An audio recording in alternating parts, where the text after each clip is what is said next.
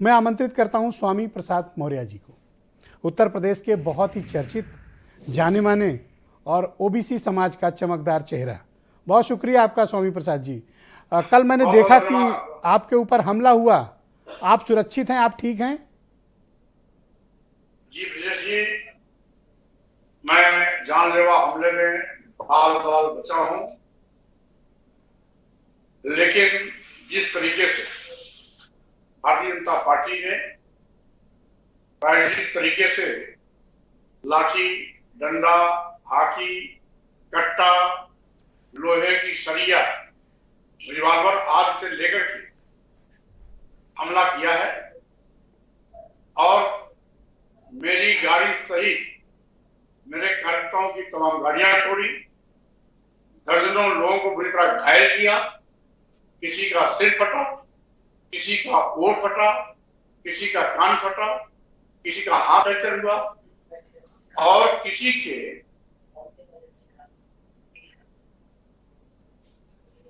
जी स्वामी प्रसाद जी, ये घटना हुई कैसे और अचानक ये हमले जैसी स्थिति क्यों उत्पन्न हुई? देखिए,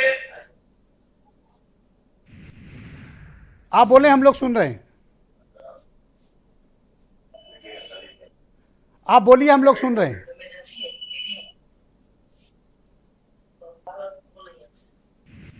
जी ब्रजेश जी, हाँ, मैं सुन रहा हूं, बोलें आप। जिस तरीके से भारतीय जनता पार्टी में गुंडा राज का नाच तो देखने को मिला, उससे लोकतंत्र शर्मसार हुआ है। ये हमला स्वामी प्रसाद मौर्य पर नहीं बल्कि लोकतंत्र पर हमला था।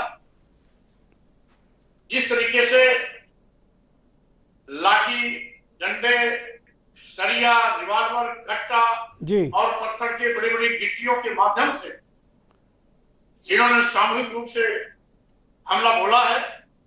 तो स्वामी प्रसाद जी, ये अटैक आप पर हुआ क्यों? कारण क्या है? देखिए, यह कहीं ना कहीं भारतीय जनता पार्टी अपने संभावित हार से बौखलाई हुई है।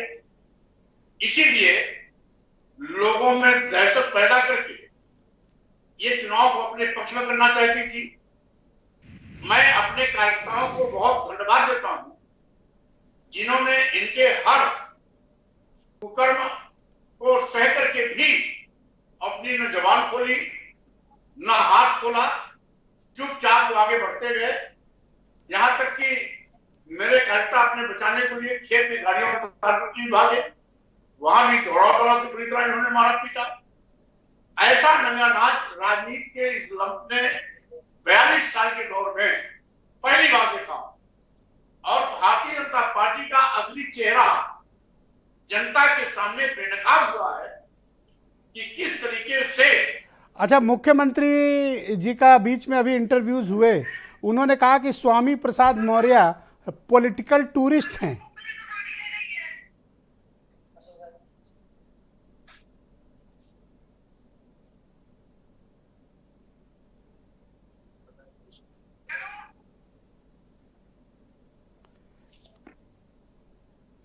आप मुझे सुन पा रहे हैं स्वामी प्रसाद जी? जी प्लीज जी, हाँ बोले बोले। मुख्यमंत्री जी ने कहा है कि स्वामी प्रसाद मौर्य एक पॉलिटिकल टूरिस्ट हैं। देखिए, मुख्यमंत्री जी कितने अकल वाले हैं।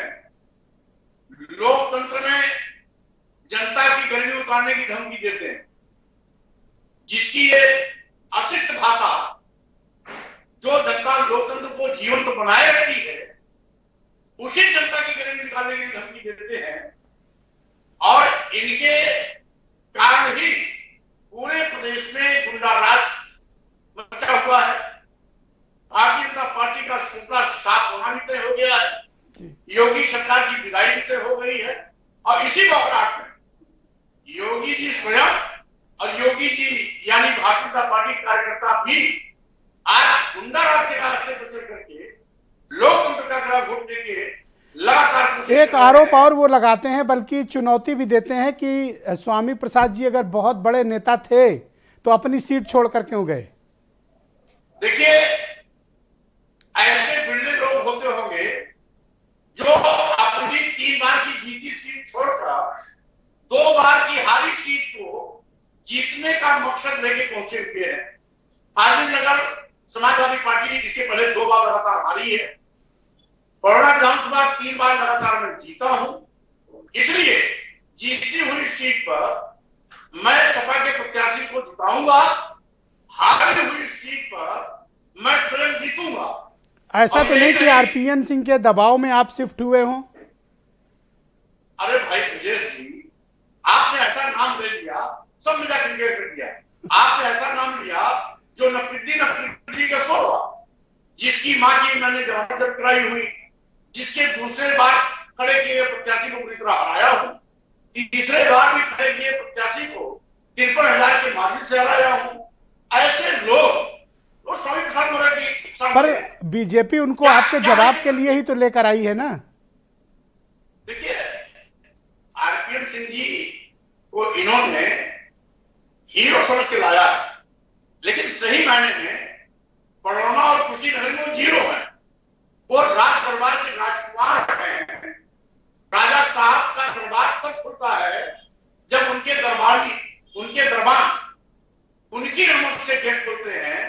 उसके अलावा कोई चिड़िया चूतक नहीं करती, कोई कार्यकर्ता वहां जा नहीं सकता। और स्वामी प्रसाद मौर्य 24 घंटा कार्यकर्ताओं के बीच रहते हैं, तो स्वाभाविक रूप से जो जमीन पर रहता है जनता भी उसके साथ रहती है। अच्छा, लोकल पॉलिटिक्स से हट के अब थोड़ा सा स्टेट की पॉलिटिक्स पे बात कर लेते हैं। कल 6वें चरण की पोलिंग है, उसके बाद 7वें चरण में बनारस मंडल में भी चुनाव होने जा रहा है, वोटिंग होने जा रही। क्या माहौल है उत्तर प्रदेश में? देखिए, उत्तर प्रदेश में जिस तरीके से पूर्व में हुए 5 चरणों के चुनाव में बीजेपी का शुक्ला साफ हो रहा है, उसी बौखलाहट के चलते अंतिम 2 चरणों के चुनाव में योगी सरकार और उसके गुर्गे हर प्रकार के कुकर्म करके मतदान अपने पक्ष में करवाने की मंशा से लगातार दहशत पैदा कर रहे हैं। तो लेकिन उत्तर प्रदेश की जनता जी योगी सरकार को नकार दिया है। 10 मार्च को परिणाम आएगा तो योगी सरकार का शुक्ला साफ होगा। गर्मी उतारने की धमकी देने वाले योगी जी की गर्मी उत्तर प्रदेश की जनता खुद निकालेगी। तो हो सकता है कि चूंकि अखिलेश यादव जी अभी गए थे आपकी सीट पर, आपकी काफी तारीफ करके आए, हो सकता है इस इमोशन में आप इतनी तारीफ कर रहे हो। देखिए, बात इमोशन की नहीं, बात है आज योगी सरकार सभी मुद्दों पर पिटी। आज जो भी वादे किए, इन्होंने कहा था 5 साल में 75 लाख लोगों को नौकरी देंगे। नौकरी तो मिली नहीं, बेरोजगार महिलाओं को लाठियां खानी पड़ी। किसानों ने साथ दिया, किसान विरोधी बिल ला करके किसानों की कमर तोड़ दी। सैकड़ों किसान शहीद हुए, किसी पर आंसू बहाने का भी उनको मौका नहीं मिला। रही बात दलितों और पिछड़ों के आरक्षण पर डकैती डाल दी, उनके आरक्षित जगहों पर योगी जी अपने जातिवादी के लोगों को पकड़ दिया। इनकी गलत नीतियों से व्यापारी अलग आत्महत्या करने के मजबूर हो रहा है। अच्छा, एक फाइनल क्वेश्चन आपसे करना चाहता हूं। बीजेपी छोड़ने का आपको कोई रंज तो नहीं है, कोई गम तो नहीं है? किसी एक क्षण ऐसा तो नहीं लगा कि यह निर्णय गलत हो गया? देखिए ब्रजेश जी, आप जानते हैं मैं बाबा साहब डॉक्टर अम्बेडकर के मिशन मानव कल्याण के सामाजिक परिवर्तन आंदोलन के बहुजन समाज पार्टी का सिपाही रहा। ये तो बहन मायावती जी की जातियों के चलते मजबूरी में हमको पार्टी छोड़ने का निर्णय लेना पड़ा। उस समय मोदी जी का चेहरा इतना लोकप्रिय था, मैं भी उस चकाचौंध में वो गलत निर्णय ले लिया। वहां जाने के बाद देखा, 5 साल में रहकर के मैंने परखा कि भारतीय जनता पार्टी का जो असली चेहरा है वो क्या है। इनके चेहरे बदले बदले हों, लेकिन इनके क्रियाकलाप, हाव भाव वही पुराने हैं जो पहले हुआ करते थे। और यहां तक कि योगी सरकार ने जातपात का वो निर्णय किया कि इन्होंने अपराधियों के खिलाफ कानूनी कार्रवाई करने में भी जाति देखी।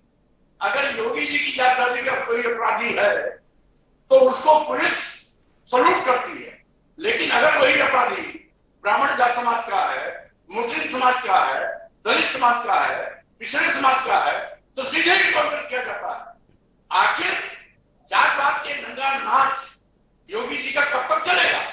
नारा देंगे राजपात और काम करेंगे जात पात के। तो ये बात जो आज आप पब्लिकली बोल रहे हो, आपने कभी बीजेपी के फोरम पर क्यों नहीं कहा ये?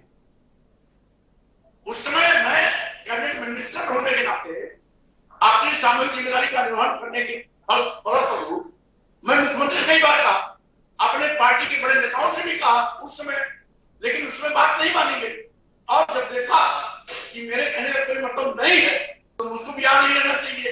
नतीजा हुआ, मैंने इस्तीफा दिया। ऑलराइट, बहुत बहुत शुक्रिया आपका स्वामी प्रसाद मौर्य जी, अपना बहुत कीमती वक्त इस व्यस्तता में देने के लिए। आपका बहुत